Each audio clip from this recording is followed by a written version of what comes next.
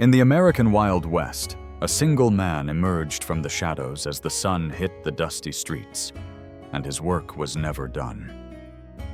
When gunfire ceased, bar fights ended, or a miner drew his last breath, everyone called for him.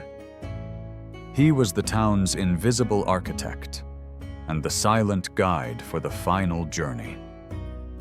The Undertaker. Strangely, his dark trade could also be a beacon of hope, as the wagon he used to haul corpses would rush an injured cowboy to the doctor, serving as the town's first ambulance. This was more than just making coffins or digging graves. It was the art of imposing order on death's wild chaos in the name of humanity. It was the West's most stable and guaranteed profession, because business never dried up. To secure this guarantee, dark alliances were forged between undertakers and other town figures. In many towns, a silent agreement existed where the doctor would recommend a specific undertaker to the family of a dying patient. In return, the doctor received a commission per job. This marked the West's first organized health insurance fraud. The economics of it operated with ruthless clarity. A simple pine coffin cost the customer $2 to $3, yet the lumber cost the craftsman less than 0.75 cents. This low cost opened the door to a horrifying practice during epidemics: coffin recycling. A pauper's coffin would be secretly retrieved after burial and prepared for the next client. The real profit came from additional services.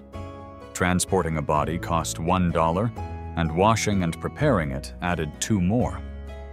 For a suspicious death, a speedy processing bribe to the sheriff ranged from 50 cents to $2. Burying an unidentified cowboy was a fixed $5 fee from the town coffers. But that cowboy's silver belt buckle seldom made it into any official record. His monthly and yearly income depended on the town's so and misfortunes. In a quiet month, he might handle only 10 burials for $30. After an epidemic or a bloody gang war, he could make over $100 monthly.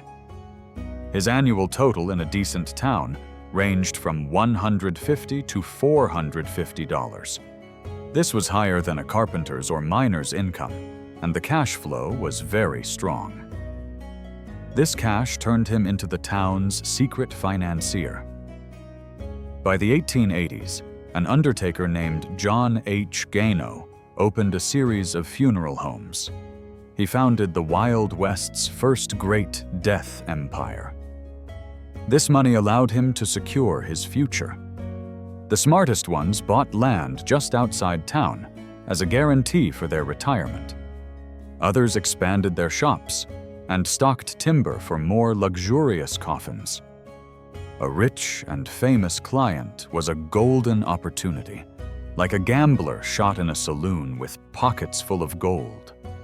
Preserving such a body, waiting for the family, and arranging a luxurious funeral could bring in a farmer's annual income in one go. Sometimes this fame even transcended death. When the undertaker who prepared Jesse James's body in 1882 sold death photos to the family, it launched America's true crime collectible craze. His social status was ambiguous. Everyone needed and respected him, but his intimate dealings with death made people shudder. He mostly lived in a lonely cabin on the edge of town, right next to the cemetery. Yet this solitude gave him unique power. He knew all the town's secrets: who died, how, and what was found on them. This knowledge was valuable capital for dealing with the sheriff or bargaining with a wealthy merchant. There was hardly a concept of retirement, for this trade did not end with age. Undertakers in their 50s and 60s were common. He would hire a young apprentice for the physical work while he managed the business and kept the accounts. As he aged, his prestige could grow, turning him into a consulted, wise figure. Death was not just a job for him, but a way of life. This way of life continued for as long as he drew breath. His ledger was the town's true history book. When the sheriff's reports were forgotten and newspaper articles turned yellow, the nameless stones in Boot Hill and the entries in his dusty ledger kept narrating the brutal reality of the Wild West. He was the silent, powerful master of a never-ending craft.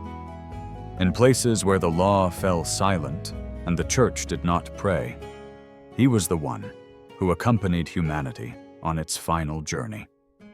Which historic profession should we explore next on History's Ledger? Share your thoughts in the comments, and don't forget to subscribe to our channel to discover the lives that shaped history every week.